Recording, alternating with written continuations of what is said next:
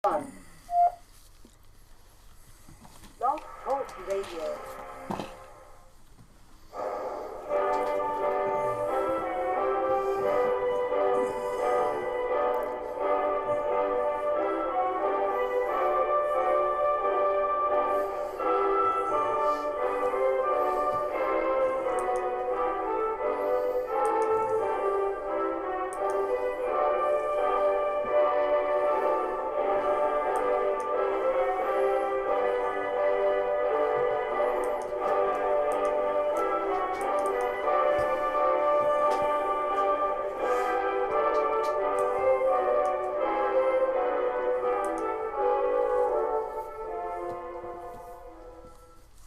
Boa noite, meus amigos. Estamos aqui de volta. Como sempre, começamos invocando a Santíssima Virgem Maria e o Santo Padre Pio de Pietrelcina, para que roguem a Deus que nenhuma injustiça se cometa nesse programa. Eu queria lembrar a vocês que o nosso curso Introdução à Filosofia de Louis Lavelle, que será proferido aqui de 6 a 11 de maio, já tem as suas inscrições abertas para quem quiser assistir online. Então vocês podem encontrar as instruções ou na minha página www.olavedecarvalho.org, ou no Mídia Sem Máscara, ou na página do Seminário de Filosofia. E aqueles que fizerem a sua inscrição para assistir online até quarta-feira, às 3 horas do Brasil, terão um desconto de R$100. Quer dizer, a taxa é de 350 para quem é aluno do Seminário de Filosofia, ou membro do Seminário de Filosofia, ou aluno do curso online, e de 550 para as outras pessoas. Porém, ambos terão um desconto de R$100 se fizerem a inscrição até quarta-feira, às 3 horas da tarde. Então, muito bem. Eu vou começar aqui por ler umas notas que eu tomei esses dias e que eu gostaria de comentar aqui com vocês. Oh, raios, onde foi parar isto? Ah, tá aqui. Eu não tenho curtinha, mas tenho algo a acrescentar aqui. O que hoje em dia se chama de cultura constitui-se de 3 coisas: A indústria de diversões públicas; B, o aparato de engenharia social e a mestragem ideológica; e C, a base de sustentação econômica de milhões de universitários semiletrados incapazes de qualquer atividade produtiva. Essas 3 monstruosidades convergem na busca de uma finalidade única: a redução da espécie a um rebanho de beócios autossatisfeitos que acreditam exercer o máximo de liberdade individual precisamente no instante em que se curvam com o servilismo bovino às instruções da cultura.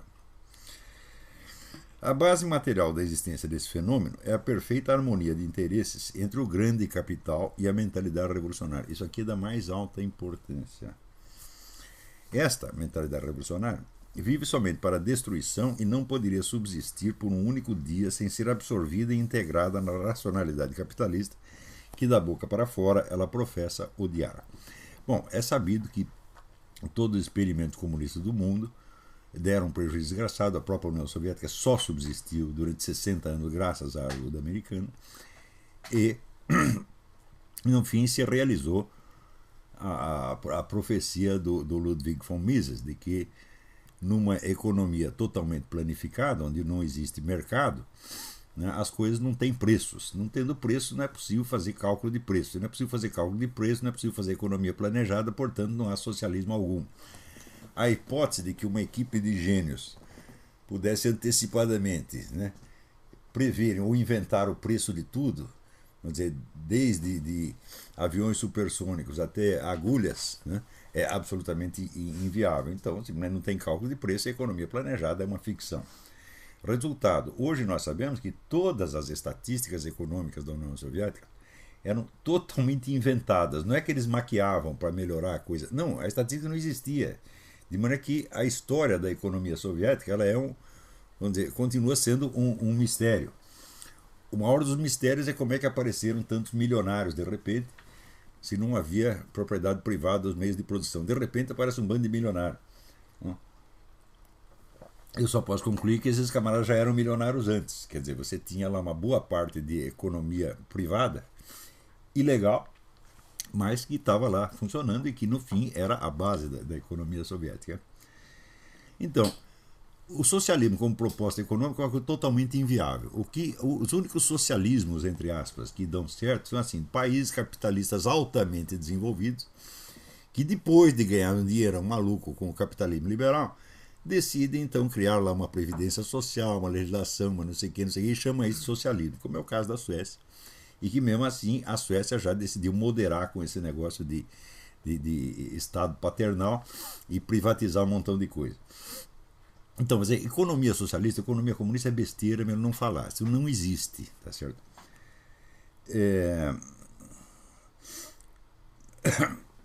Então isso quer dizer que se há uma coisa que os capitalistas não precisam temer é o advento da economia socialista. Eles não se preocupam com isso absolutamente.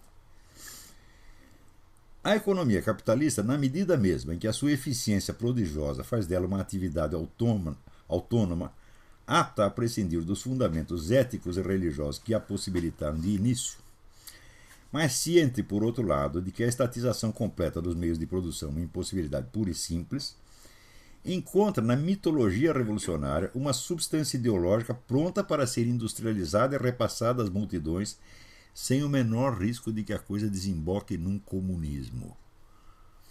Então, você veja, por exemplo, você pega a história, né, de um empresário comunista. Pega aí o Henri Masperot, na França, né, um editor comunista. Talvez o maior editor comunista que tinha na França.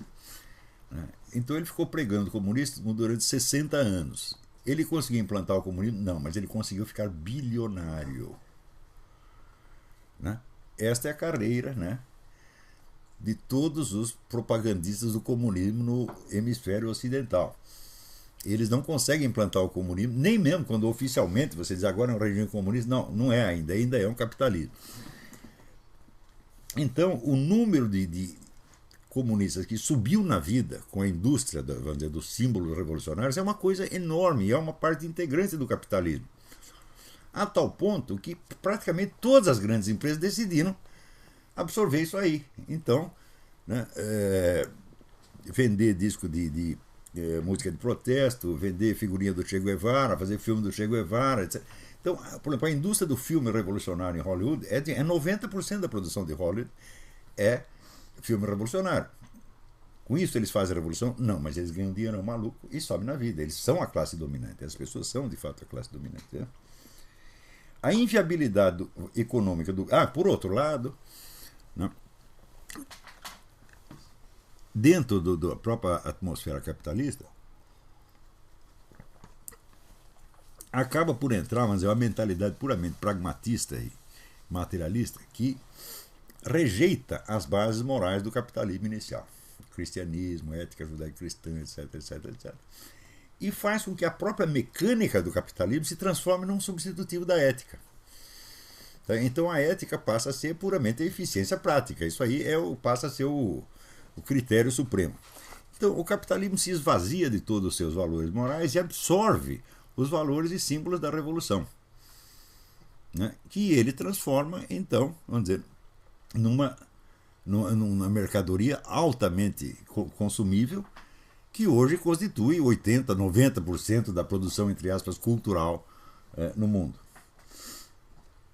A inviabilidade econômica do comunismo e o vazio cultural do capitalismo encontram numa simbiose macabra o meio de compensação mútua que dá aos revolucionários o acesso à prosperidade e conforto e aos capitalistas o meio de perpetuar-se como classe dominante mediante a exploração inteligente do seu próprio aviltamento.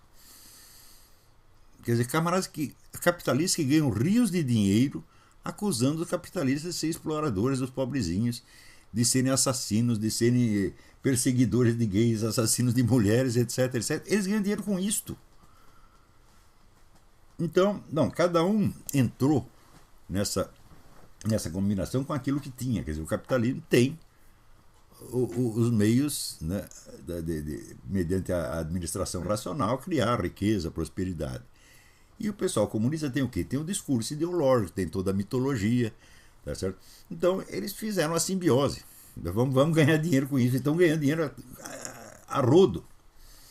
Tá certo? Então, quer dizer, Nós temos que largar esse estereótipo de que um sujeito capitalista é a favor dos valores do capitalismo.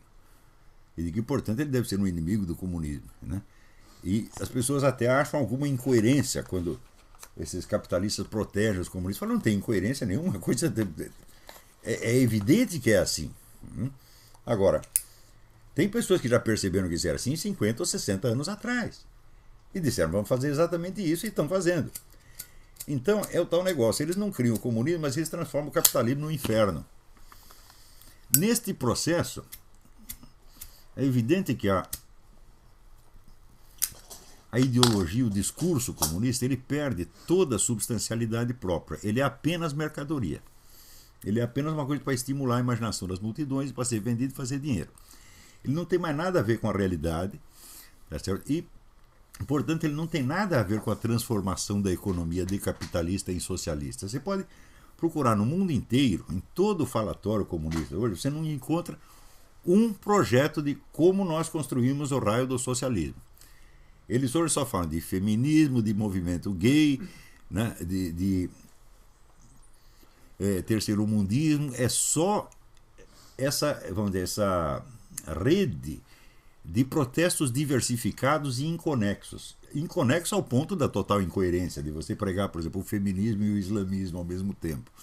A esquerda, na França, por exemplo, ela fomenta as duas coisas ao mesmo tempo. Nós somos feministas, gaysistas e islamistas.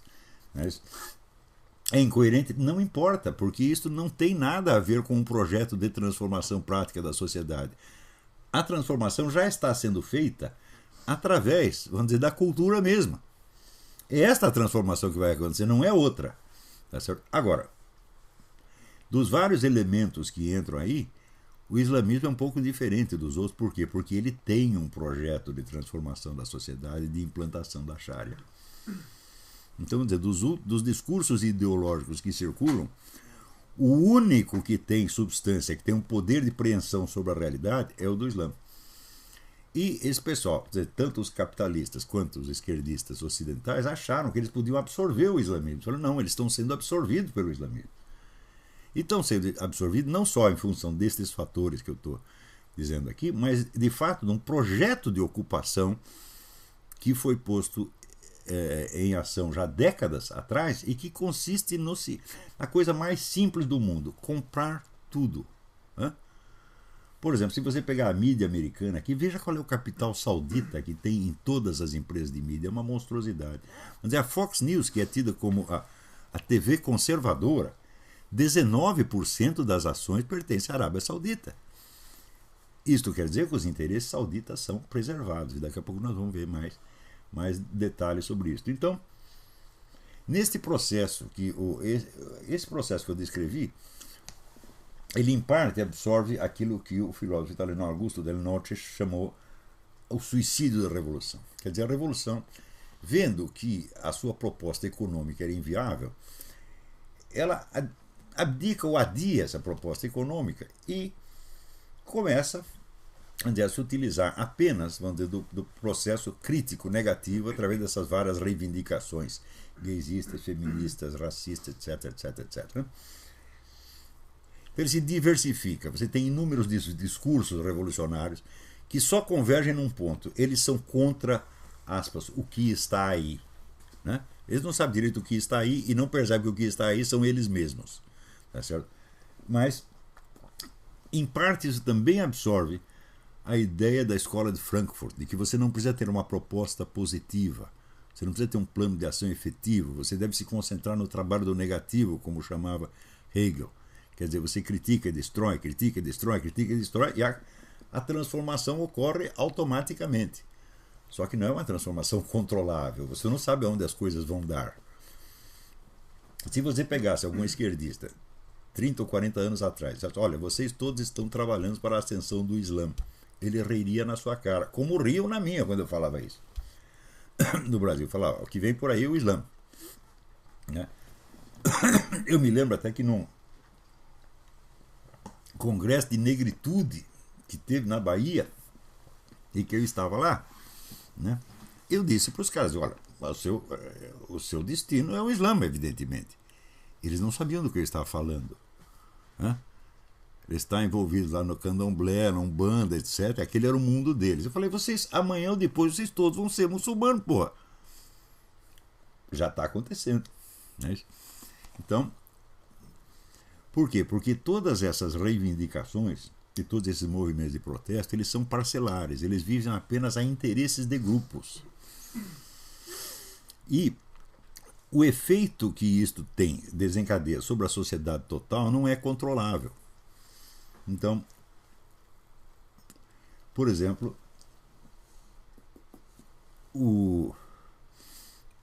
na medida em que você começa a afagar esse pessoal gaysista, né, e a aceitar que eles encarnem sempre as vítimas coitadinhas, né, então, automaticamente, você justifica qualquer violência que parta deles. E a violência gay no mundo já está crescendo, aqui no Brasil está crescendo. Essa semana mesmo teve 2 casos. Tem um garoto lá em Pernambuco que quase matou a garota de pancada por ciumeira de um terceiro, e tem uma garota em Belo Horizonte que fez um comentário sobre gay no restaurante, e de um cara que nem estava na mesa dela, estava na mesa de trás, começou a espancá-la. Então, é claro que a ideologia gaysista, ela fomenta esta violência. Porque na hora que você convence um cara, não, você é uma vítima da sociedade, você é uma vítima, você é perseguido, então você tem direito de reagir. Tá certo? Ninguém fez as contas para ver, por exemplo, desta famosa violência anti-gay, que são 120, né, gays assassinados por ano, num país que tem 50 milhões de assassinados. Isso é nada, isso é a prova de que não existe violência anti-gay no Brasil. Tá certo? Mas para eles esses 120 significa muito mais do que os outros 50 milhões. Então eles fazem um barulho desgraçado em torno disso e, ao mesmo tempo, fomentam protestos de tipo violento, invadir o Congresso, gritar, fazer sexo na rua, etc, etc. Então, o sujeito vai sentindo cada vez mais que ele tem todos os direitos, que qualquer resistência ao que ele está dizendo é um crime. E você não gosta disso, você não gosta que os gays fiquem trepando no meio da Praça da República, então você é um assassino de gays. Não é isso? Você é um estuprador de gays. Aliás, uma vez me perguntaram isso aí. Falou, você não fala nada para defender os pobres gays que são estuprados. Eu digo, escuta, mas para estuprar um gay, tá outro gay, porque o heterossexual não consegue. Não é isso? Né? O cara não tem nem atração por homem, como é que vai ter por um homem amarrado? Né? Ou 4 caras segurando o coitado, né?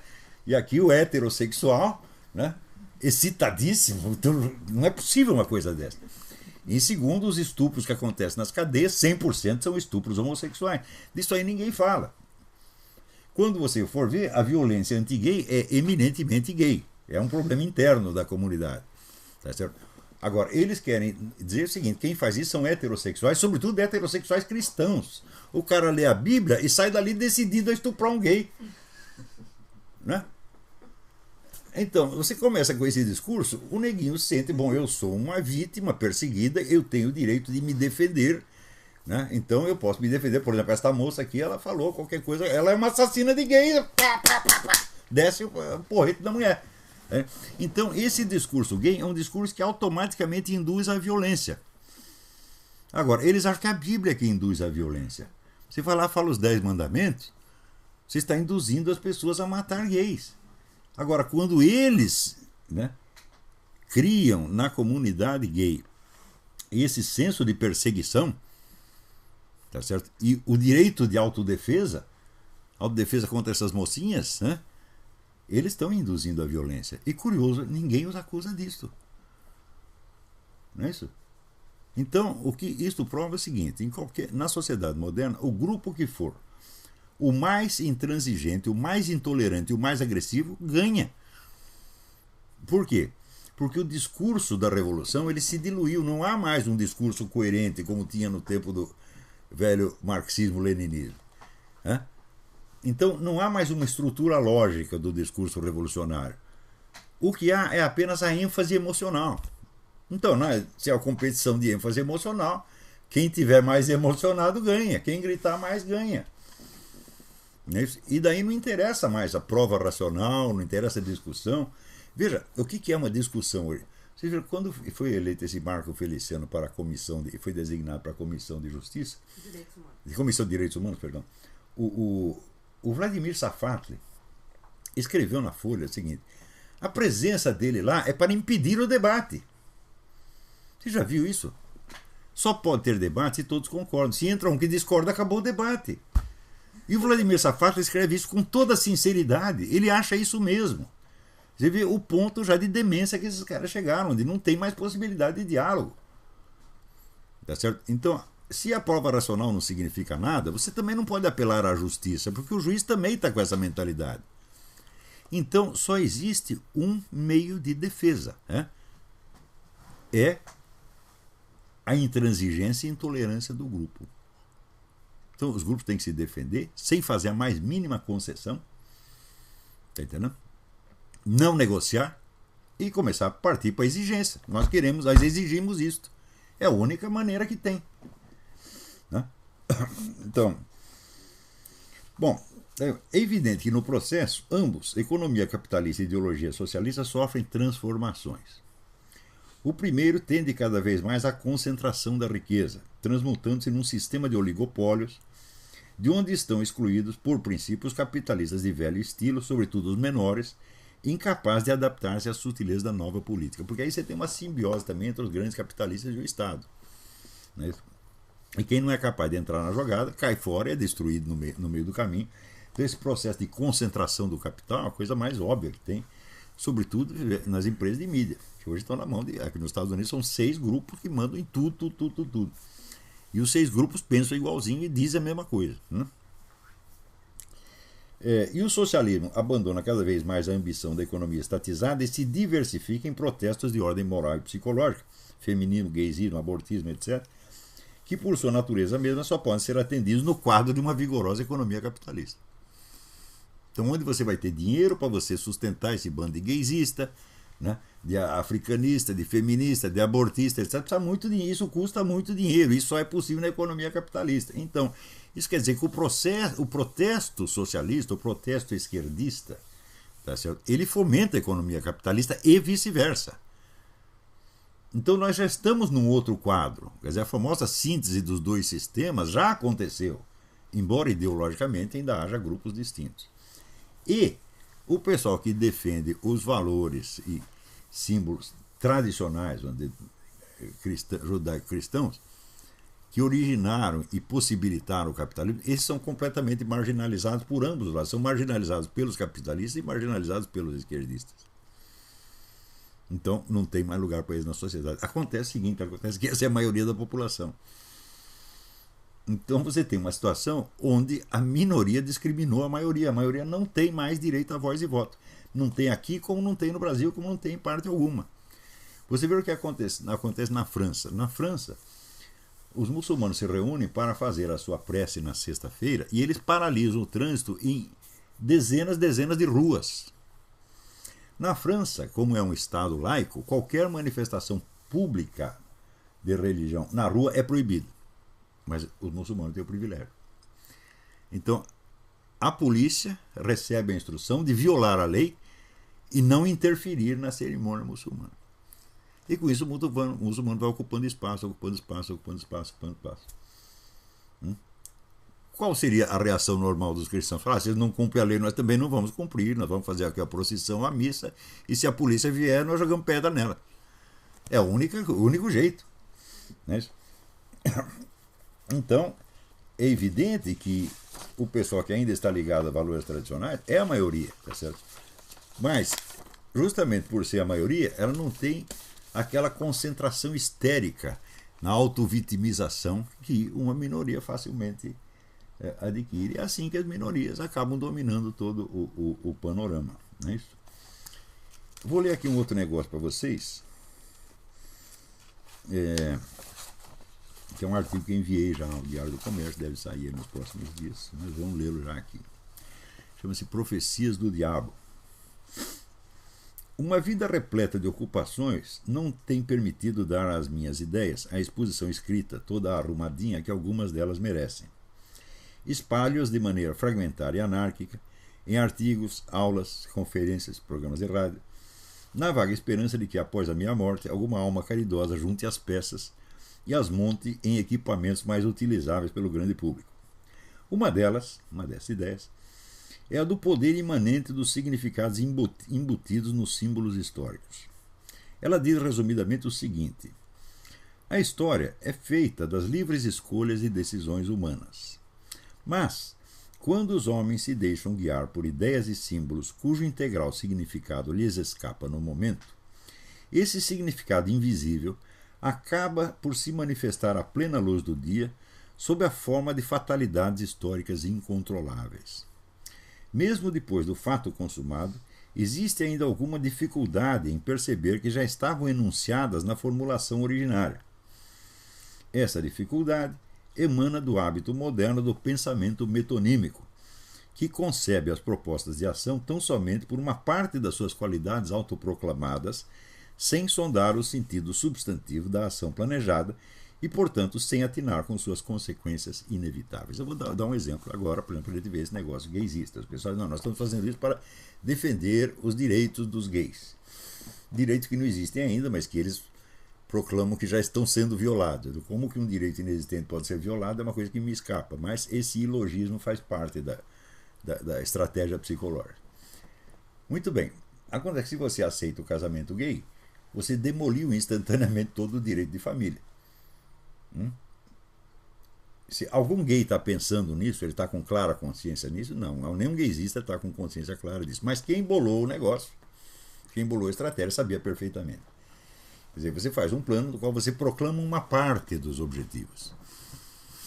Mas a parte mais profunda e inevitável fica escondida. Então, ao longo do tempo, as suas consequências se manifestam com uma precisão silogística absolutamente formidável. Por exemplo, o fato de que, num casamento gaysista, como eu já expliquei aqui, casamento gay, não existe definição de papéis conjugais.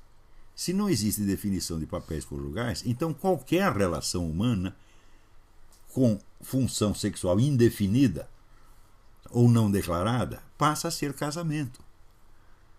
Está entendendo? Isso quer dizer, por exemplo, que o número de pessoas envolvidas não importa. Pode ser um casamento entre 16 pessoas ou 35, tá certo? E também pode ser um casamento entre vários homens e várias mulheres, e assim por diante. Nada impede, por exemplo, como não há papéis sexuais definidos e não há elemento procriação, nada impede que um homem se case com seu filho ou com seu pai, ou com a sua mãe. Tá compreendendo? Então, é só aceitar o princípio do casamento gay. Eu digo, a demolição completa do direito de família é automática. Ainda que ninguém a perceba na hora, com o tempo você vai ver, vai entrar um processo aqui, outro ali, e os juízes vão conceder coisas como já concedeu no Brasil, a reconhecer um casamento entre um homem e duas mulheres, e assim por diante. Isso é absolutamente inevitável.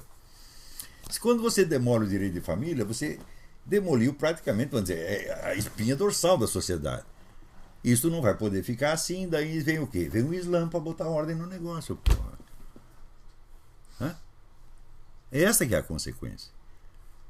Se disser, Max Weber dizer que a história é o conjunto das consequências impremeditadas das ações humanas. Bom, impremeditada pela massa dos militantes, dos idiotas úteis, mas premeditada por alguém que entendia o processo.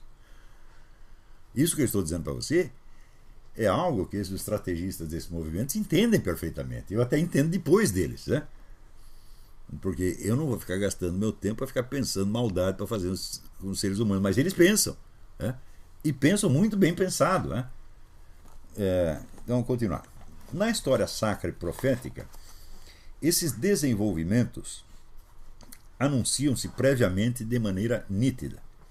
O Antigo Testamento prevê com clareza o destino tormentoso dos judeus, e o Novo anuncia a autodecomposição da igreja, que hoje, diante dos nossos olhos, enche de temor as almas dos crentes atônitos. Está lá na Bíblia que 1/3 das estrelas cairá. As estrelas representam os bispos. 1/3. Na verdade, para bagunçar a igreja inteira, não precisa nem cair 1/3, basta cair 1/10 já virou bagunça. É aquele princípio que eu falei para vocês. Quantos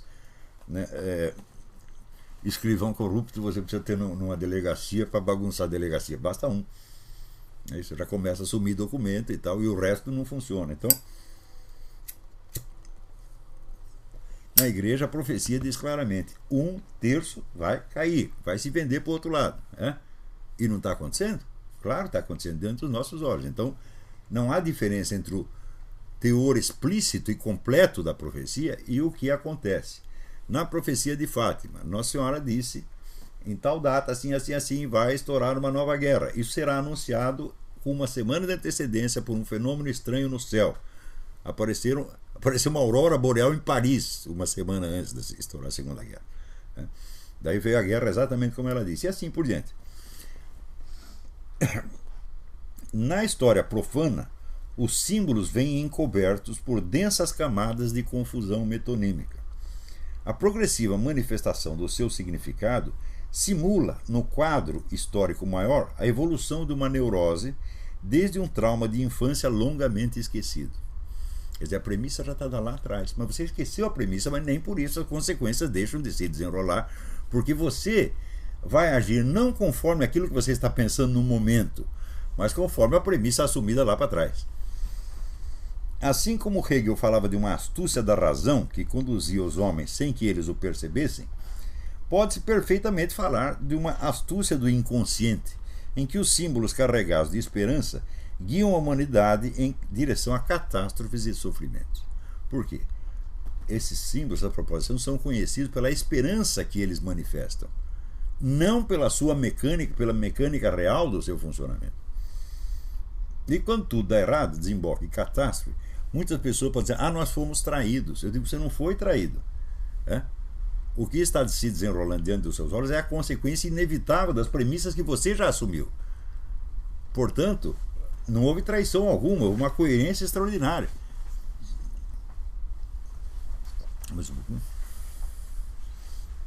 Um exemplo é o projeto socialista, que se apresenta como socialização dos meios de produção em nome de uma sociedade sem classes.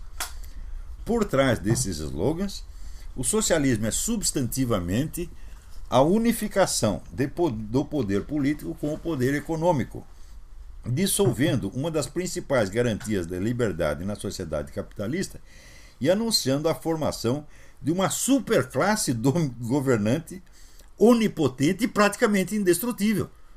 Os caras têm todos os meios na mão. Você vê, numa sociedade capitalista, você tem inúmeros meios de você subir na vida. Tá certo? Inclusive fazendo propaganda socialista, ou fazendo propaganda gaysista. Quanta gente não vive disso hoje? Quantos meios você tem de subir dentro de uma sociedade socialista? Arrumar a carteirinha do partido.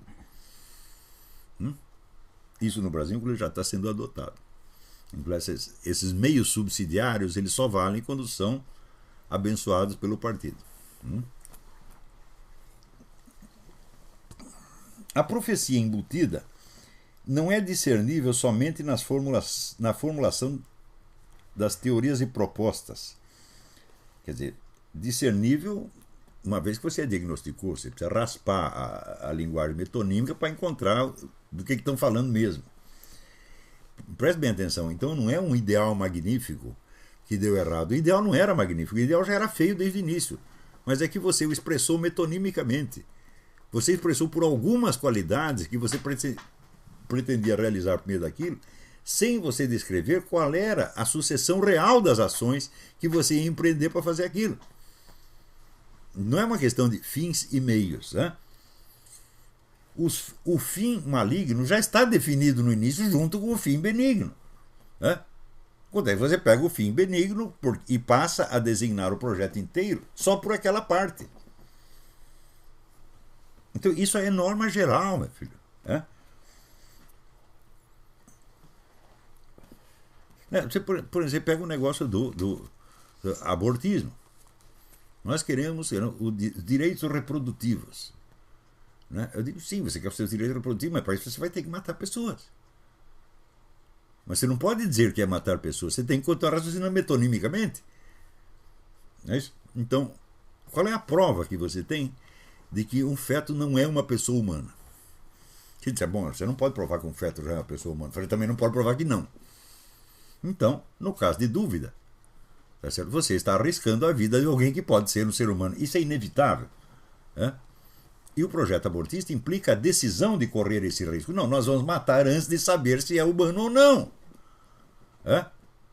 Então, esta é a substância do projeto abortista. É induzir as pessoas a correr um risco moral formidável.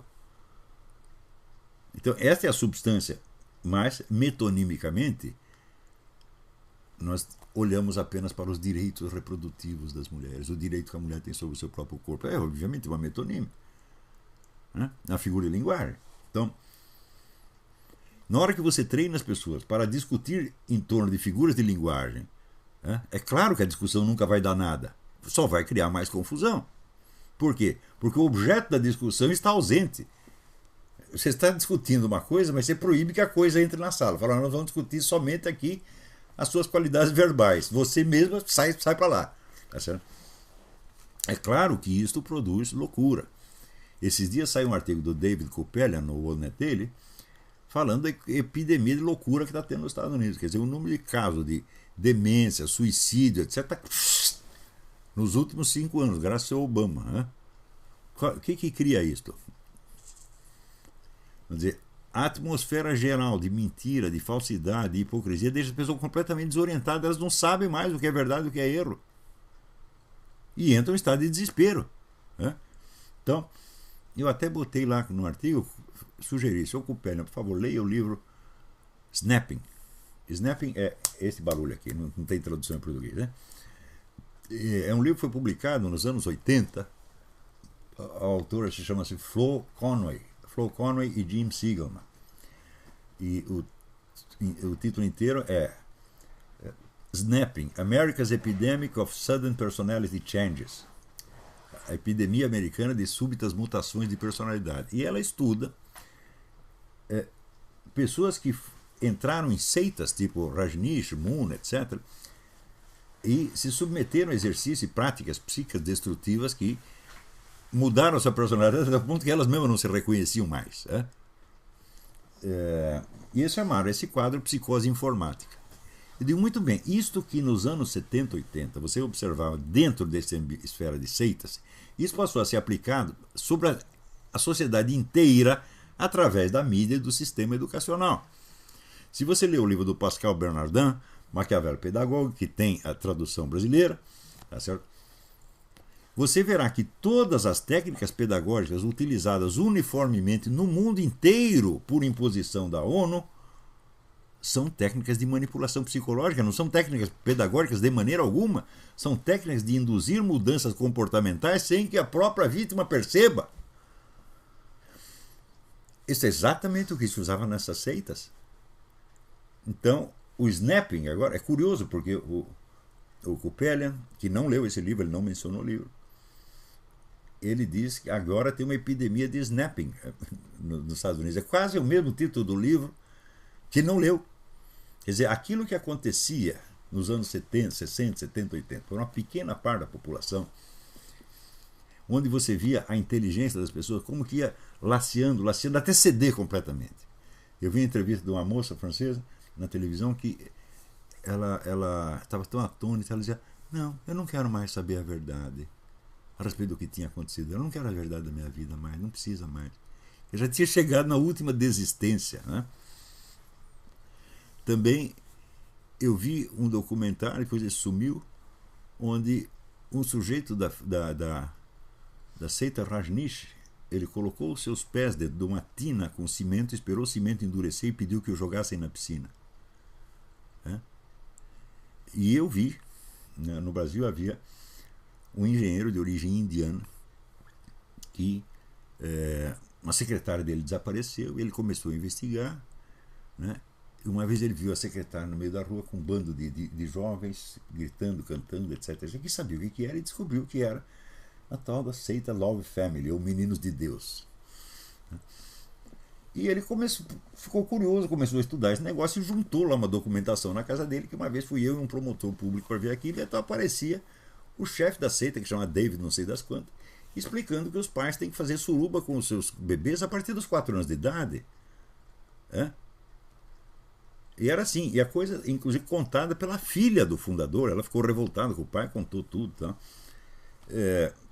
Então, essas coisas aconteciam para uma faixa mínima da população.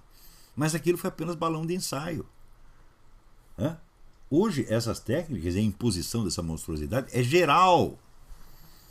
Você vê toda essa campanha de favorecimento da pedofilia que está acontecendo diante dos nossos olhos. É o David não sei das quantas, que agora virou ministro da Educação, tá entendendo? Virou diretor de grande empresa de mídia. Então, quer dizer que aquele quadro de psicose informática que esse Conway e Sigelman escreviam nesse livro nos anos 70, 80, agora é geral. É sobre toda a sociedade. Então é claro que essas seitas foram criadas como laboratórios experimentais de técnicas psicológicas que depois iam ser aplicadas em massa, e estão sendo.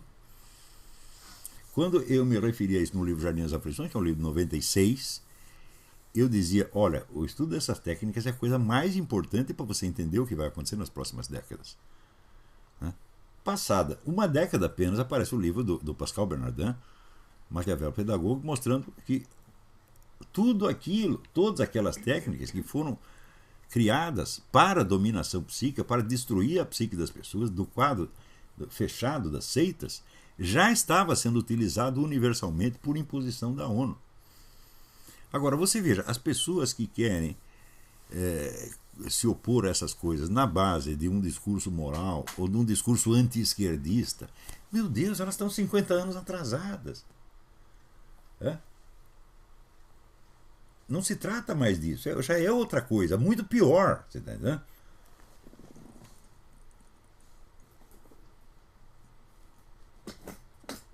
Então, a velha regra do Sun Tzu, conhece o teu inimigo, eu digo, bom, parece que o pessoal conservador, cristão, etc., quer fazer o anti-Sun Tzu, não conheça o seu inimigo, né?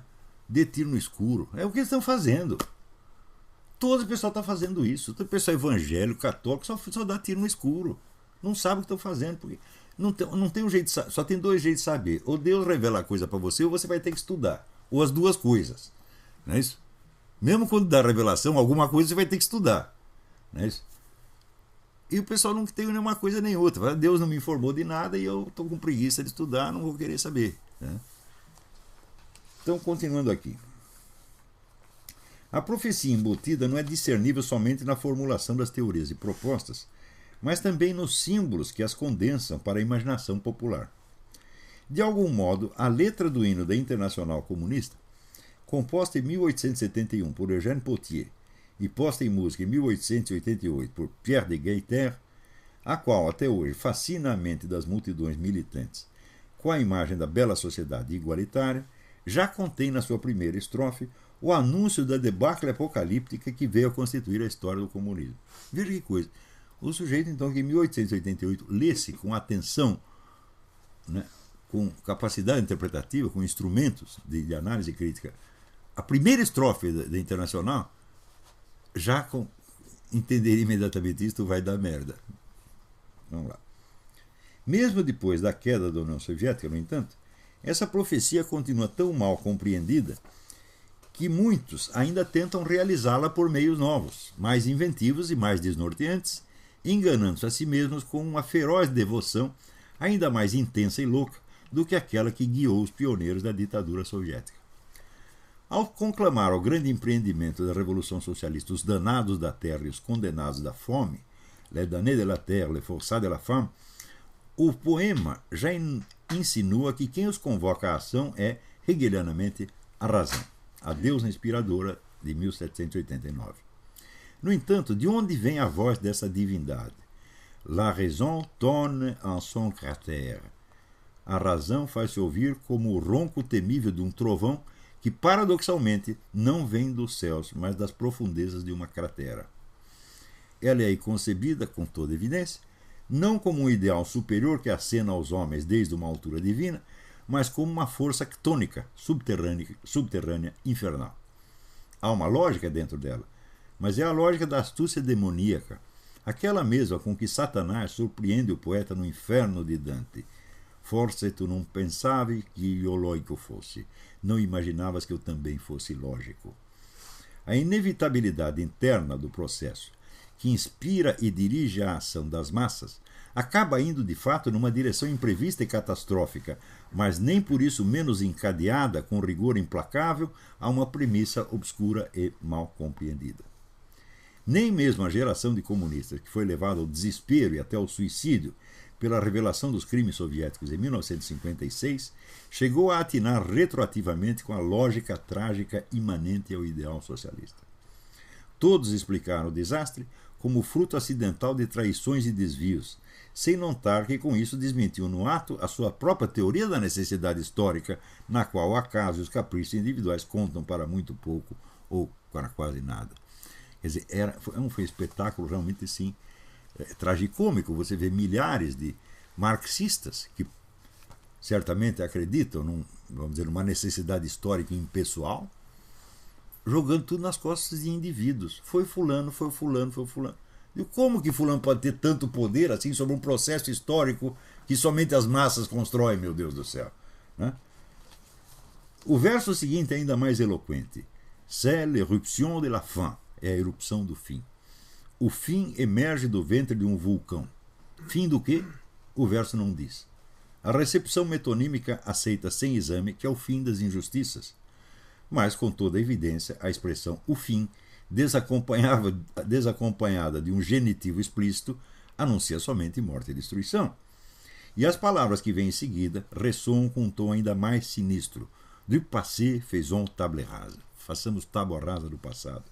Apagar o passado, falsificar a história em nome de um apelo estimulante, tal tem sido de fato uma das principais ocupações da historiografia oficial esquerdista, induzindo as massas a entregar-se entusiasticamente à busca de um propósito cuja raiz desconhecem e cujos frutos, por isso, sempre hão de surpreendê-los com o sabor amargo de um enigma diabólico.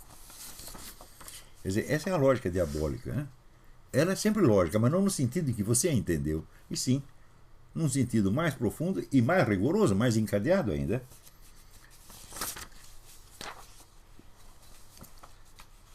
Vou ler mais um aqui. Pois. O artigo chama-se Morrer por Delicadeza. O homem que hoje ocupa a presidência do país mais poderoso do mundo é um tipo esquivo e nebuloso, de paternidade incerta, sem nacionalidade comprovada ou religião definida, com documentos falsos, meia dúzia de nomes diferentes e uma história de vida repleta de episódios mal esclarecidos e ligações íntimas com toda uma pleiade de terroristas, gangsters, estelionatários e financiadores estrangeiros notoriamente hostis à nação que ele governa. Normalmente, criatura tão exótica deveria citar curiosidade no mais alto grau e colocar em ação todas as brocas, sondas e escavadeiras do jornalismo investigativo. No entanto, acontece o oposto. No país que é tido como o reino da liberdade de informação, a grande mídia ergueu em torno desse personagem um círculo de proteção tão rígido e intolerante que a simples tentativa de investigar os lances obscuros da sua biografia é condenada como um crime, um extremismo político odioso, uma prova de racismo ou de doença mental. Na mais branda das hipóteses, uma tremenda falta de educação. A lei não escrita que hoje vigora nos Estados Unidos determina que a obrigação das pessoas de bem é obedecer a qualquer ordem que provenha desse indivíduo, sem fazer perguntas, mesmo quando essas ordens duplicam a dívida nacional, protegem a imigração ilegal, debilitam as forças armadas em plena ameaça de guerra, montam um temível aparato de repressão interna e conferem ao presidente, por simples autodelegação, o poder ditatorial de mandar prender ou matar qualquer cidadão americano sem processo e em total segredo. Em todos esses casos, honi soit qui mal y pense, quer dizer, seja maldito aquele que maliciar. De um rei não se desconfia. Rei, mais que isso, os Estados Unidos transformaram num templo gigantesco onde ressoa o apelo lançado sem sombra de ironia pelo ator Chris Rock.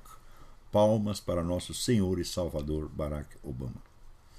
Quando se fala dessas coisas, um obamista roxo, a reação é de escândalo no sentido bíblico do termo, o ódio sagrado, a indignação sem fim da alma ofendida por uma intolerável blasfêmia. Nunca houve na história das democracias uma situação tão anormal, tão forçada, tão psicopática. Mas o que a torna mais esquisita ainda é o esforço geral para reprimir a percepção do óbvio e, mediante prodígios de acrobacia mental, simular normalidade. Amigos e inimigos do governante estão cientes de tudo, mas fingem que nada está acontecendo. Os primeiros, porque sabem que, rasgado o véu da camuflagem, quem vai aparecer pelado no palco são eles mesmos. Os segundos, porque veem com horror a perspectiva de ter de tornar-se heróis quando já estavam tão perto de alcançar seu ideal supremo, uma poupuda aposentadoria. Apesar disso, os detalhes escabrosos continuam a brotar como cogumelos, espalhando-se pela internet e pelo rádio. Eis os mais recentes. 2 funcionários do Comitê Democrata do Estado de Indiana já confessaram que, em 2008, falsificaram centenas de assinaturas de delegados, sem as quais Obama jamais teria sido nomeado candidato. 2. Mike Zullo, o investigador-chefe da equipe do xerife Joe Arpaio, diz já ter a prova oficial e definitiva da falsidade da certidão de nascimento, do alistamento militar e do Social Security de Obama, estando tudo praticamente pronto para um processo criminal, aliás, o primeiro, pois todas as tentativas anteriores, barradas in limine sem exame do mérito, se deram na esfera civil, erro fatal dos busters que já comentei aqui. Quer dizer, por incrível que pareça, não houve nenhum processo criminal até agora. Né? O pessoal fica tudo discutindo problemas constitucionais, elegibilidade. Isso aqui é uma questão importante, mas é discutível. Pode-se discutir indefinidamente isso. Mas o crime de forgery não tem o que discutir. Está aqui a prova material, acabou. E não fizeram nenhum até agora. Isso mostra o seguinte, que o sistema americano ele é indefeso contra um grupo de vigaristas que decida tomar o poder por meio de fraude. Não tem como defender. Se ele tiver o apoio certo, que é o apoio da mídia, tá certo? E uma militância relativamente extensa disposta a defendê-lo, não há o que se possa fazer contra ele. Não porque não haja instrumentos para isso, mas porque as mentes ficam confusas e não sabem o que fazer. Vamos dizer, em 2008, parecia uma coisa tão absurda que um candidato tivesse se apresentado com documentos falsos que ninguém acreditava que isso pudesse ter acontecido. Então, foram pelo julgamento de verossimilhança. Eu digo, bom, é inverossímil, mas aconteceu. E Aristóteles já advertia que não é verossímil que tudo sempre aconteça de maneira verossímil. Então, é melhor verificar. Se o nego diz que tem um jacaré embaixo da cama, digo, não chama ele de paranoico antes de dar uma olhadinha embaixo da cama para ver se tem um jacaré mesmo. Tá certo? Ninguém quis verificar nada. Depois, quando surge a suspeita de que ele teria nascido no Quênia, daí os caras começam a bravejar em torno de inelegibilidade. Eu digo, mas meu filho, a prova de que o sujeito nasceu no Quênia é tão mais complicada do que a prova que ele falsificou um documento. Por que você vai pelo mais complexo em vez de ir por mais simples? É porque o mais simples era mais chocante e ninguém queria acreditar. Então, isso quer dizer, você não quer pensar mal do seu inimigo.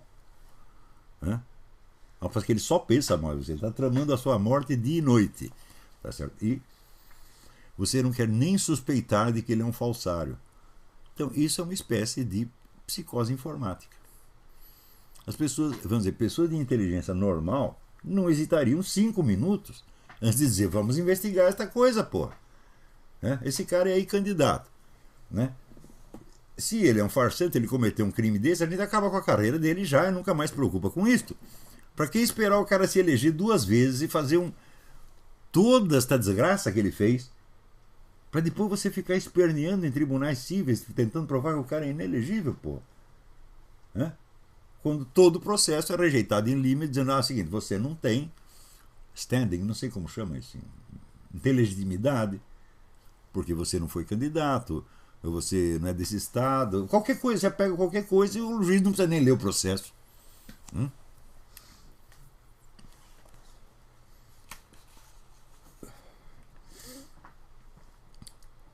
Tem mais detalhes escabrosos. Essa semana apareceu o negócio do Social Security. Aqui, cada cidadão tem um número de Social Security do estado onde ele mora.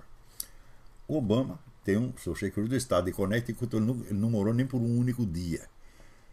E o mesmo número é usado por uma outra pessoa, então de Harry Bunnell.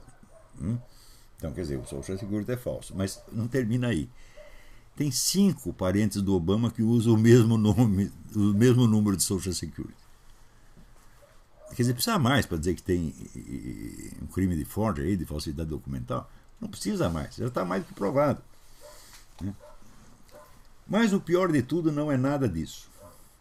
Escrevendo no American Thinker, o almirante James Lyons, que foi comandante da frota americana no Pacífico e representante militar dos Estados Unidos nas Nações Unidas, quer dizer, não é um Zé Ninguém, chama a atenção para um detalhe tão evidente quanto aterrorizante.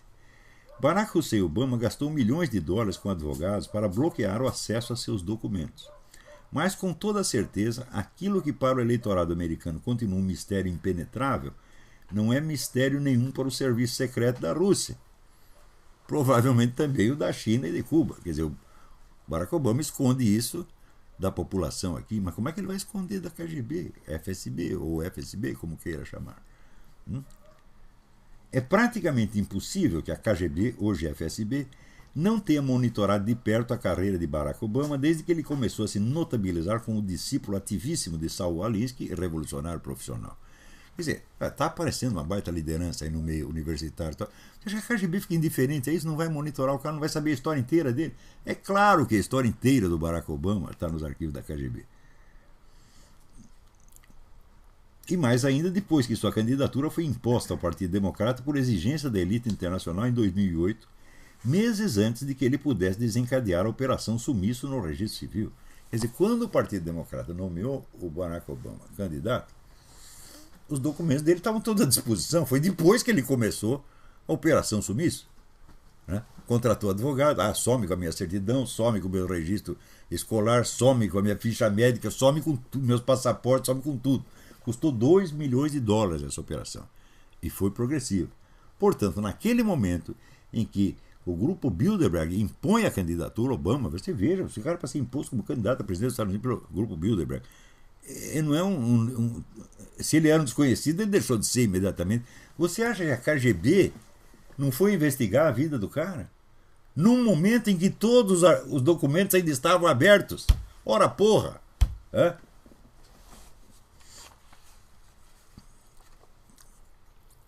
Meses antes de que ele pudesse desencadear a Operação Sumiço no Registro Civil, no Departamento de Estado e nos arquivos universitários. E mesmo na hipótese impensável de que a KGB não soubesse de nada, o Pravda já publicou a história inteira dos documentos. Quer dizer, vamos supor que a KGB, os caras da KGB são como o Serviço Diplomático Brasileiro. O único serviço dele é acordar às 4 horas da tarde, ler um pedacinho do New York Times e comunicar lá para o chefe. É impossível que... Será que a KGB não leu o Pravda?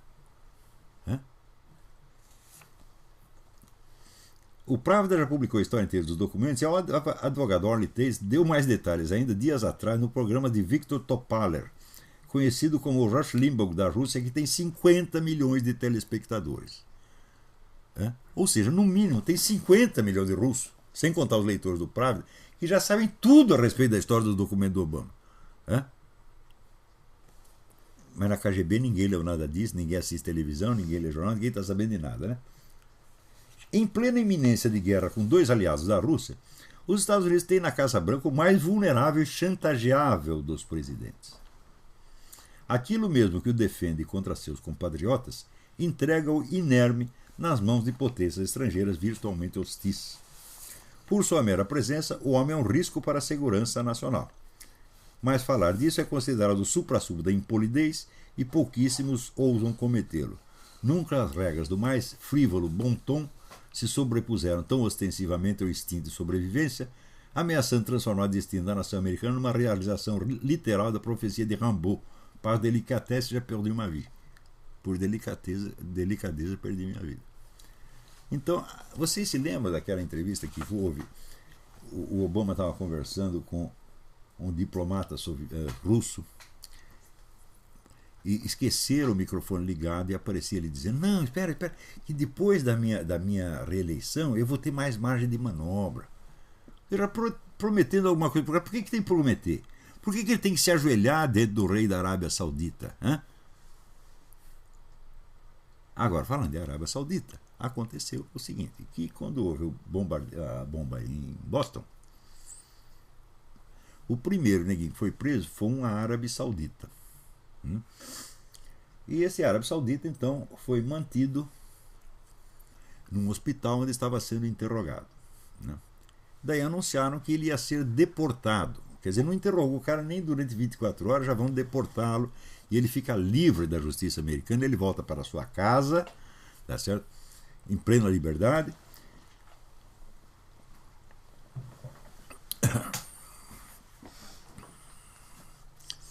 E acontece o seguinte, que este sujeito recebeu no hospital a visita da Michelle Obama.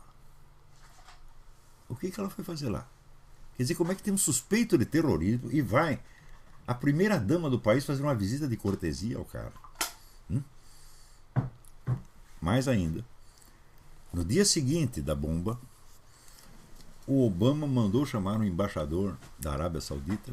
Era um encontro que não estava agendado, um encontro de emergência, e conversaram não se sabe o quê. No dia seguinte sai a decisão que o cara tem que ser deportado. Ora, nós sabemos que a carreira do Barack Obama foi financiada por um príncipe saudita. Tá certo? E hoje deu lá no Glenn Beck de que este saudita que ficou preso lá, que vai ser, ele está intimamente ligado à célula que produziu o atentado. Então é claro que vocês têm um esquema saudita de dominação que governa esse país, porra. Hã?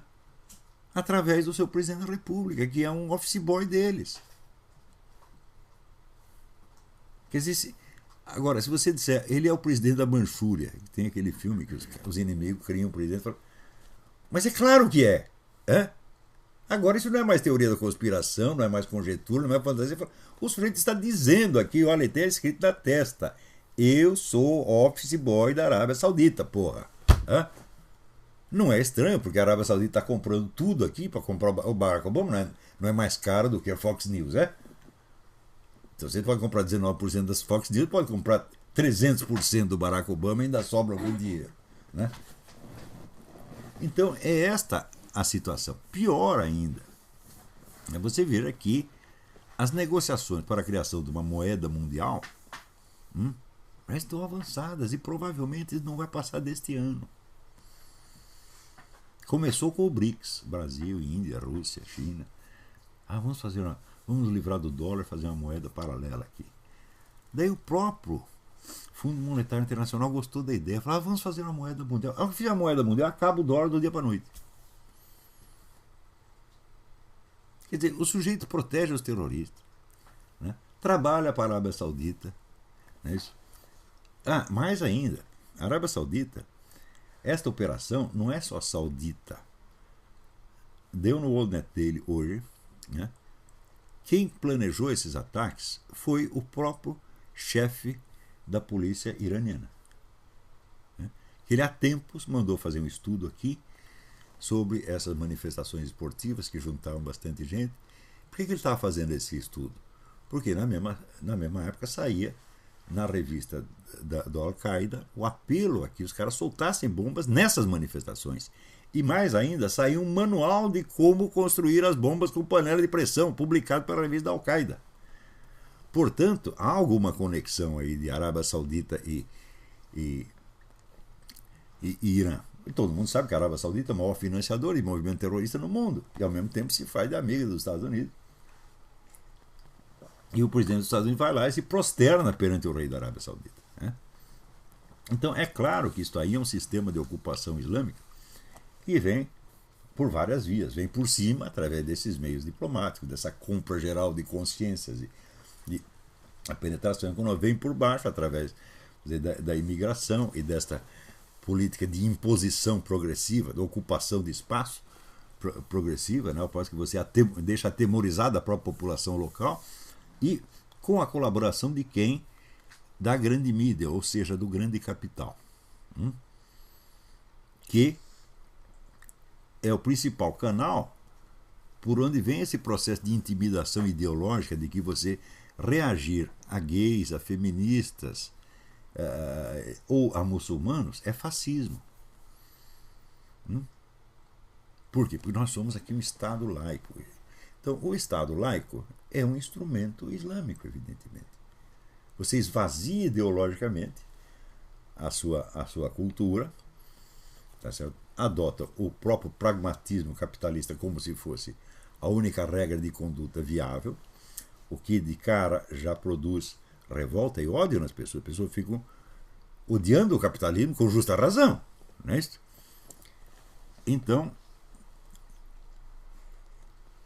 além de fazer isso, essas grandes empresas vivem de vender propaganda anticapitalista, propaganda anticristã, e Estado laico, etc, etc, etc, né? Então é evidente que você cria um vácuo, e esse vácuo só pode ser atendido pelo Islã. Esses dias no Brasil houve lá uma passeata de mulheres contra aqueles movimentos das mulheres que mostram os peitos, né? E na passeata estavam mulheres católicas e muçulmanas. A passeata foi respeitada um pouquinho porque tinha muçulmanas, né? Só por causa disso.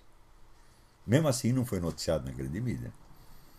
Também, vamos dizer, esta coisa que eu falei, vamos dizer, do rito da sexta-feira, que ocupam paralisa o trânsito em várias ruas de Paris, não saiu nenhum jornal da França nem de parte alguma. Você só pega isso porque vê o documentário no YouTube. Então, peraí, tem alguém na linha. Alô, quem é? Alô?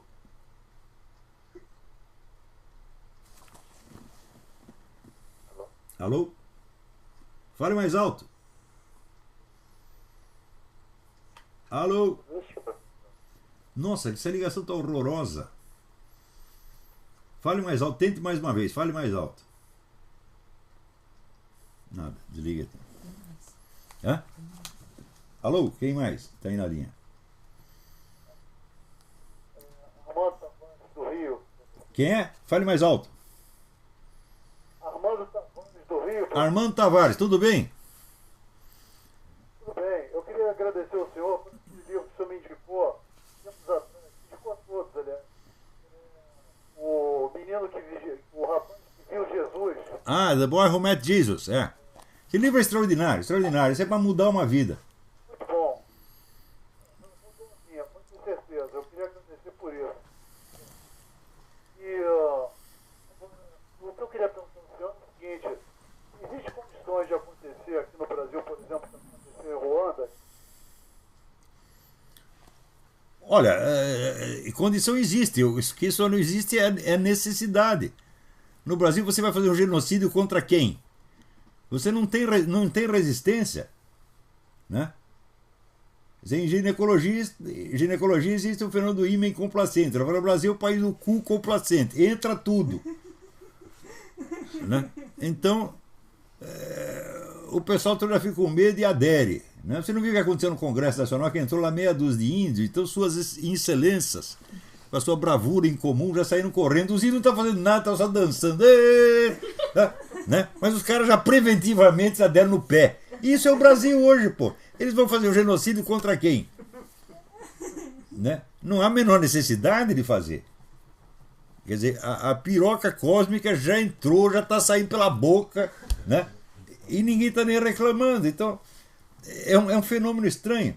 Você vê que Jorge Bernanos, que viveu no Brasil, ele dizia que o Brasil é um país espetacular, mas infelizmente está destinado a ter a revolução mais sangrenta. O Brasil está tendo a revolução menos sangrenta do universo. Quer dizer, é sangrenta porque tem 50 mil homicídios por ano. Mas não é uma revolução no sentido clássico da coisa, né? Em que os revolucionários matam os seus inimigos. Eles não precisam mais, eles não têm inimigos a quem matar, porra. É uma coisa fantástica. A ausência de resistência no Brasil é um fenômeno como nunca se viu na face da Terra. Tem duas coisas no Brasil, que acontecem no Brasil que não aconteceu antes. Primeiro, a burrice, a total destruição da alta cultura, né? E a institucionalização do analfabetismo obrigatório, em que os nossos alunos sempre são os piores do universo. Esse é o primeiro fenômeno. E o segundo fenômeno é esse da total ausência de resistência, né? O cu nacional complacente. Eu nunca vi uma coisa dessa, eu estou ainda perplexo, mas bom, né? Já dizia o meu amigo Andrei Plecho, o filósofo romeno, que o Brasil é um país em que ninguém tem obrigação de ser normal. Então, tudo pode acontecer aí e já está acontecendo. Peraí, tem mais alguém na linha? Alô? Oi? Alô? Sim, diga.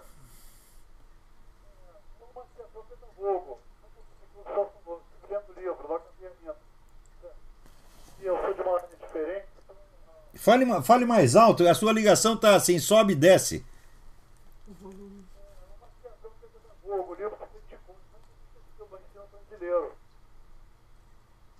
Eu não entendi a sua pergunta. Eu entendi que você está falando do livro do Pascal Bernardin, Maquiavel Pedagogo.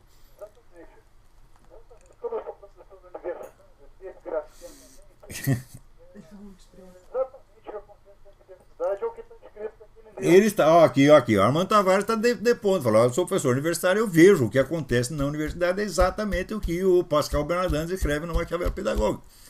São técnicas apresentadas como técnicas pedagógicas, mas não são técnicas pedagógicas, são técnicas de engenharia social. Eles não são feitos para ensinar nada para ninguém, mas para mudar a sua conduta sem que você mesmo perceba que você mudou. Quer dizer, você recebe uma ordem, mas ela é dada de tal maneira que você imagina que foi você mesmo que decidiu aquilo. É um negocinho de uma engenhosidade incrível. Isso foi desenvolvido desde os anos 40, porra.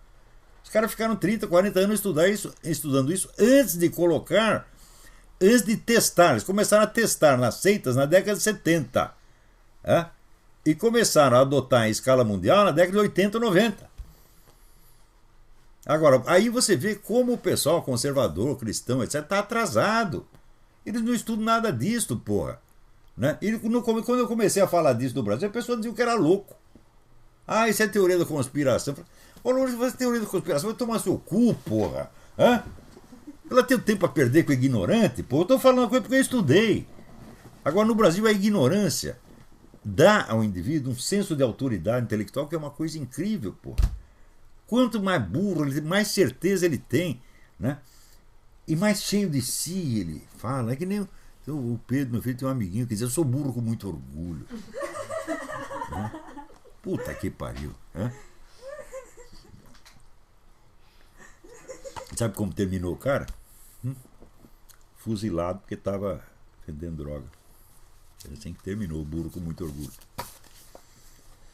Então, tem mais um negocinho aqui para ler para vocês. Tem uma revista chamada Intelligencer, que é a revista acadêmica do Patrick Henry College, da cidade de Purcellville, Virgínia. Me enviou algumas perguntas sobre a América Latina. E eu mandei para o Diário do Comércio também, mas não saiu ainda. Né? Então, primeira pergunta. Quais foram as causas da mudança da América Latina para o socialismo e comunismo depois de a região ter alcançado algum sucesso no capitalismo? Resposta. A história da América Latina no último meio século pode se dividir em 3 etapas. Primeiro vieram as ditaduras militares e a derrota da esquerda armada. Depois, a volta da democracia e uma fase de entusiasmo epidérmico pelo capitalismo liberal, coincidindo com a queda do comunismo no leste europeu. Por fim, a ascensão geral das esquerdas. Note bem que esta fase de entusiasmo epidérmico pelo liberalismo foi justamente na época em que estava se espalhando entre os adeptos do capitalismo essa mentalidade pragmatista, de que como é que se diz? O liberalismo ateu, cientificismo, filosofia analítica, essa merda toda. Portanto, total esvaziamento, né, dos valores culturais.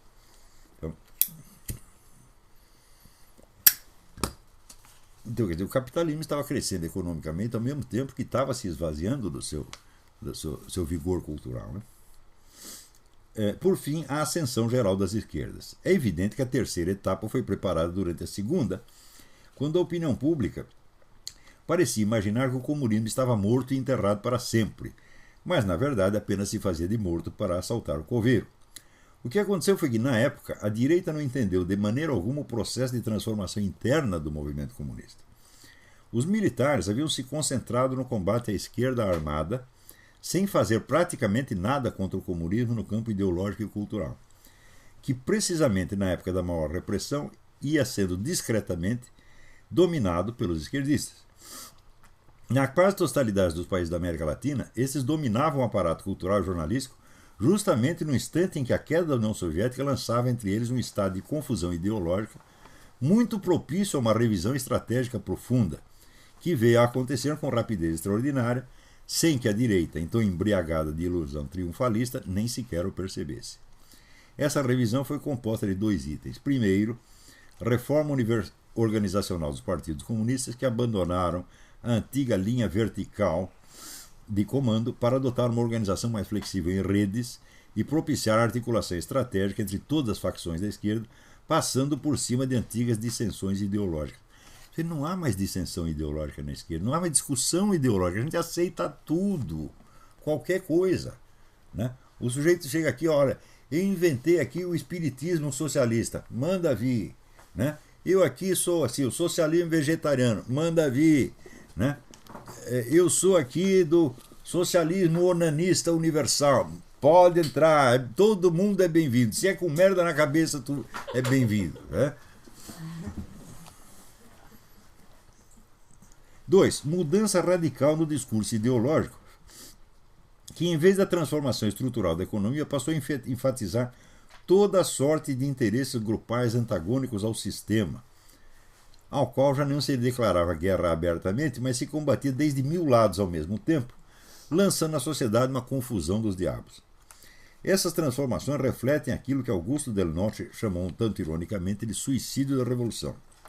Dissolvida toda a visão clara de um futuro socialista, a luta revolucionária esfarelou-se em 1001 linhas de combate aparentemente inconexas, que, segundo o mesmo Del Noce, não faziam avançar a causa socialista ostensivamente, mas iam corroendo todos os valores morais e culturais da sociedade capitalista, com a ajuda dos próprios pró-capitalistas, liberais ateus, etc., etc., libertarians, etc.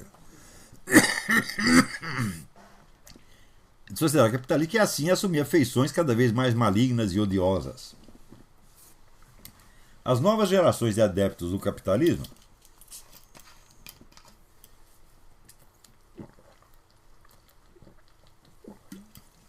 já educadas fora dos valores morais e culturais que sustentavam o regime, colaboraram nesse processo, entregando-se a um pragmatismo amoral que transformava o capitalismo precisamente no monstro que os esquerdistas desejavam que ele fosse. Os esquerdistas, por sua vez, aproveitavam-se disso para fomentar a corrupção e ao mesmo tempo denunciá-la, lançando as culpas do capitalismo. O conjunto tornou-se tão confuso que ninguém na direita compreendia o que estava acontecendo.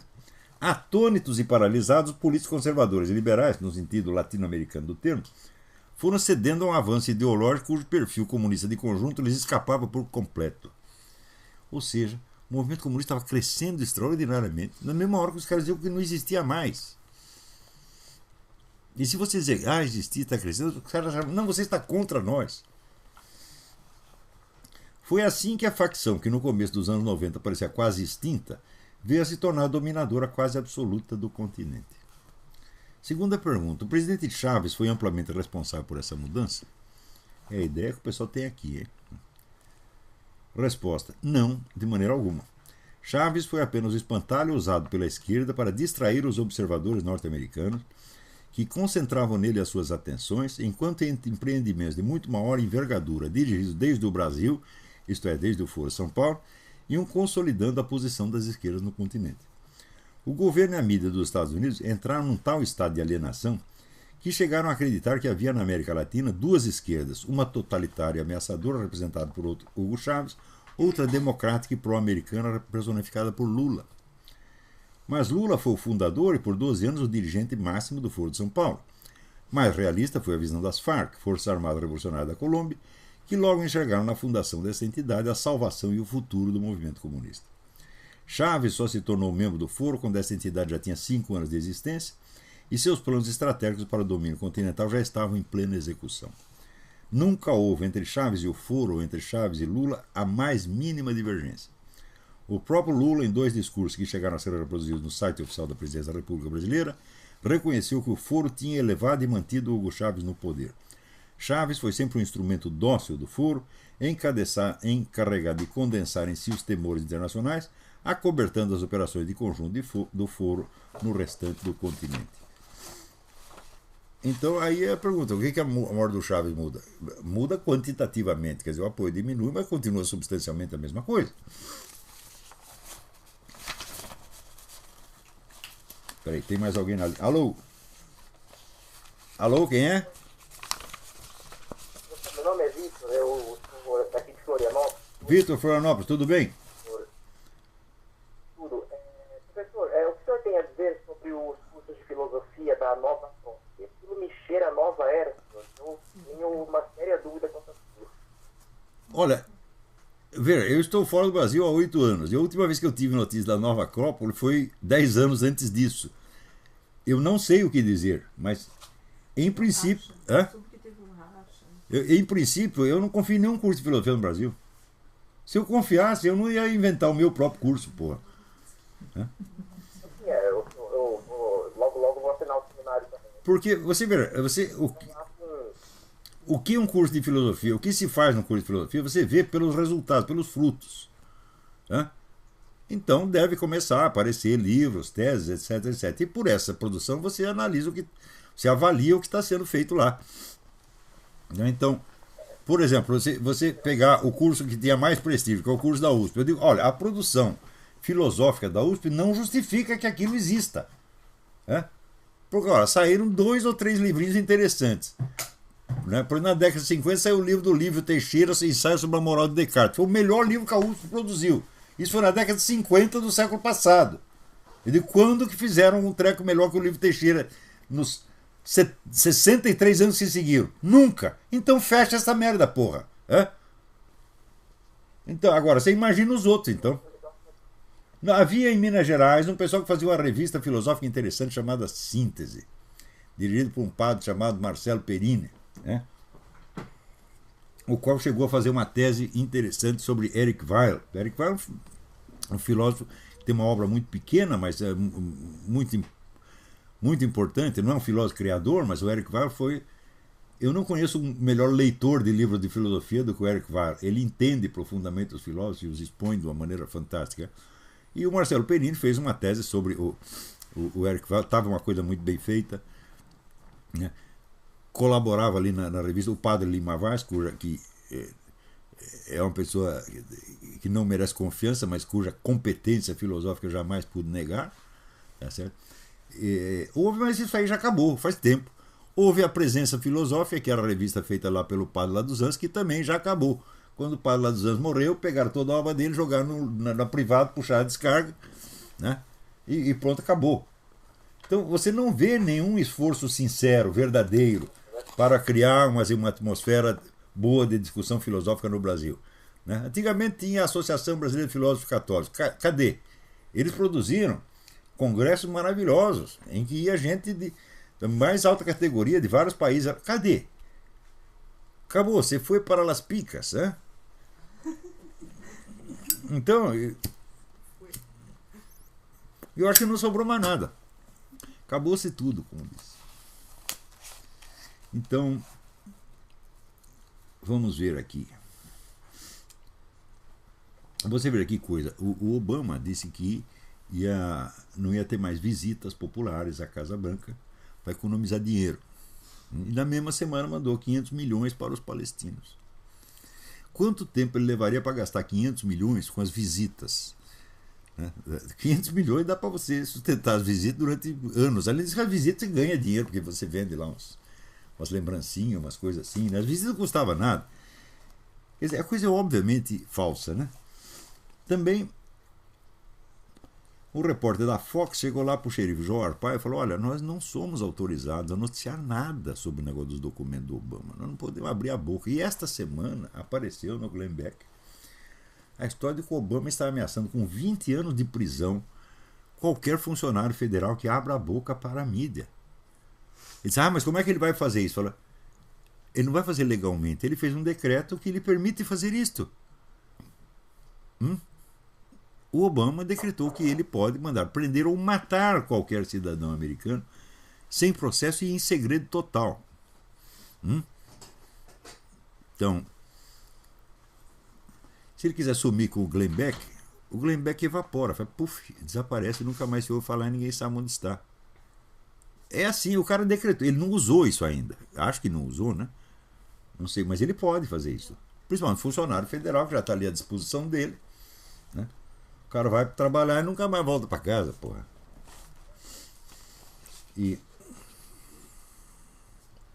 agora, para compensar aqui os técnicos, né, em estratégia militar, eles dizem o seguinte: eles dizem que se a Coreia soltar o tal do pulso eletromagnético, a bomba com pulso eletromagnético, aquela que explode no ar, não mata ninguém, mas desmantela toda a rede elétrica, eles falam, nós não temos nenhuma defesa contra isso, não há o que fazer. Isso quer dizer que se a Coreia do Norte não fez isso até agora, é só porque ainda não tem o meio técnico a fazer, eles não têm a precisão suficiente para jogar a bomba a esta distância. Mas se tiver, eu não sei se tem ou não tem, Dizem que não tem, mas também quem diz é o governo, né? Então, quer dizer que não há o que fazer. Em 5 minutos isso aqui pode ser devolvido ao século XIX, vai virar o Velho Oeste. Né?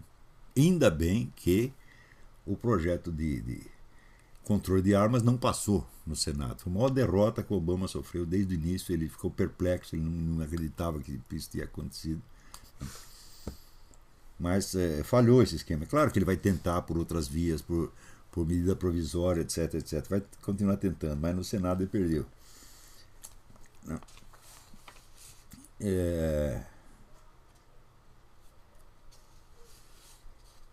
Agora aqui, você sabia que é o seguinte, o cara da CIA, né, é o sujeito que sumiu com os passaportes do Obama antigamente. O Obama, então, para gratidão, pagou agora o favor. Né. O ministro de secretário de Defesa é muçulmano.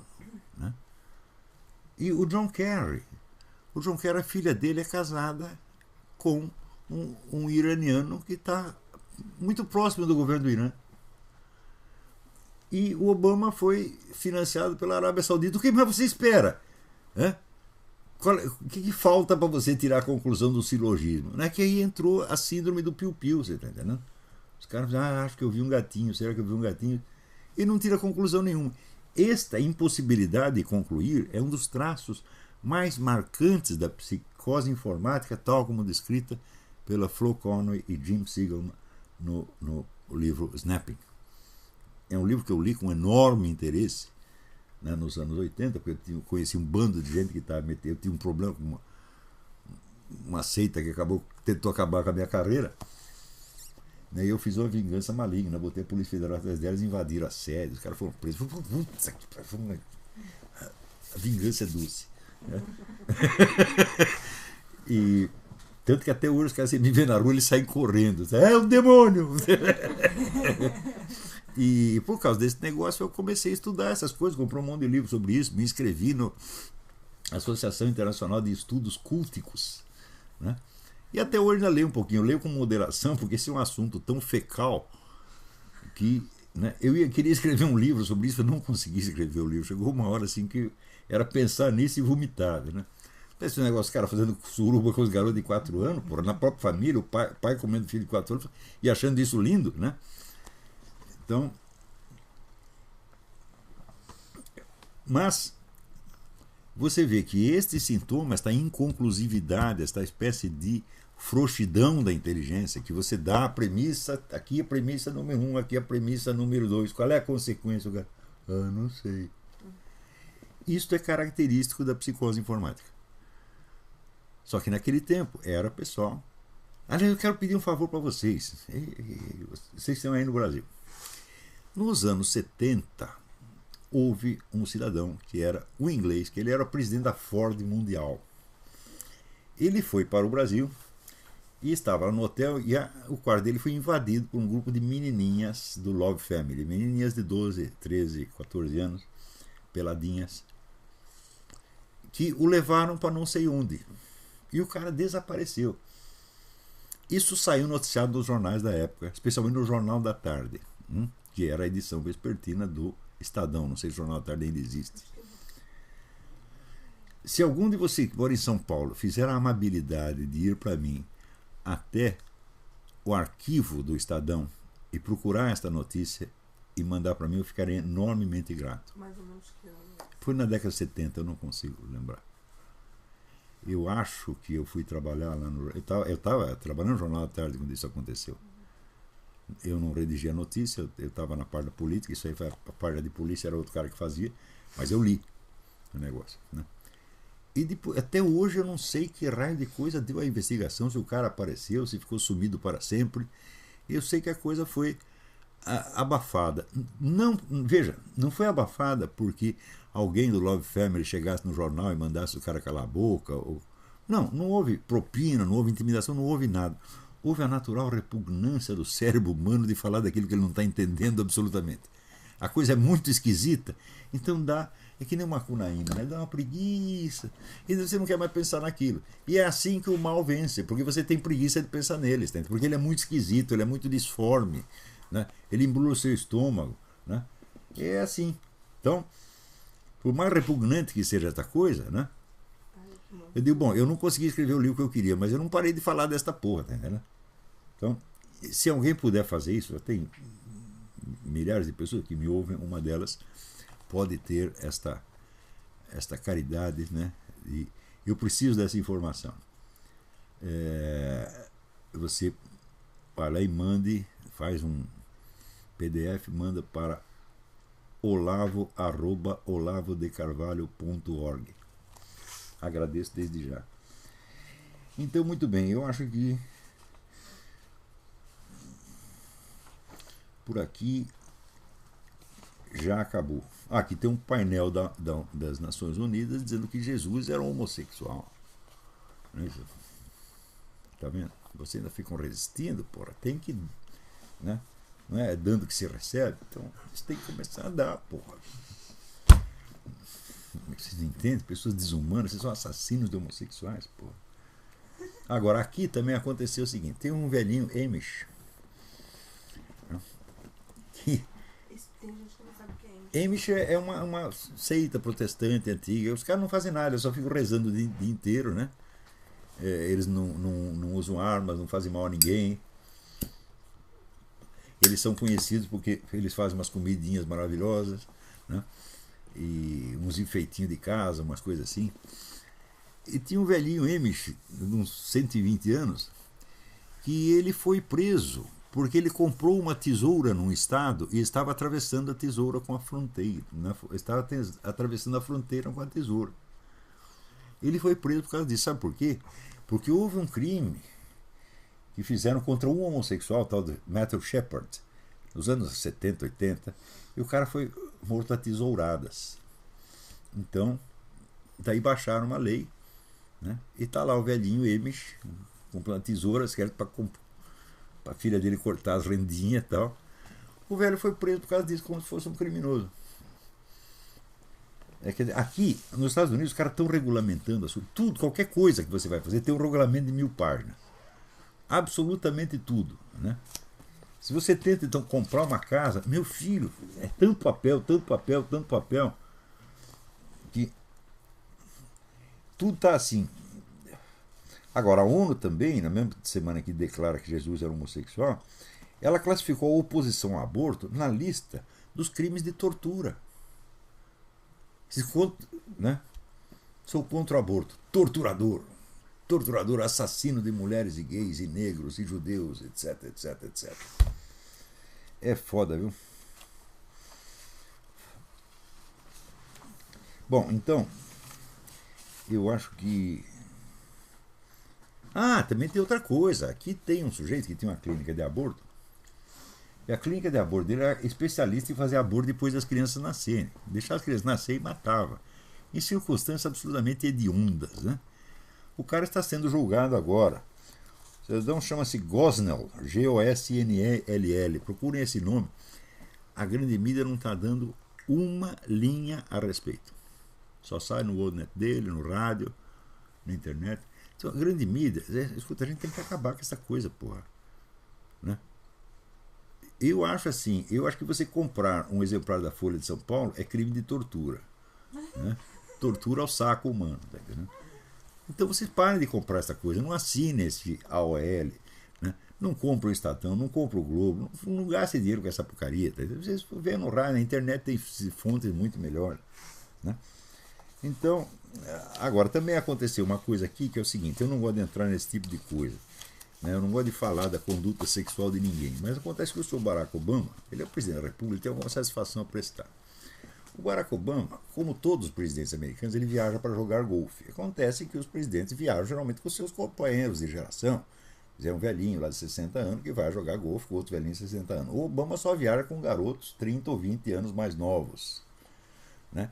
E desses, 2 que eram reconhecidamente gays já apareceram mortos em circunstâncias misteriosas. Sem contar, né, o tal do Sinclair, que disse que ele tinha uma vasta experiência gay junto com o Barack Obama. E daí o processaram e ele ganhou o processo. Então, até agora, continua, o que ele falou continua impune, se for mentira.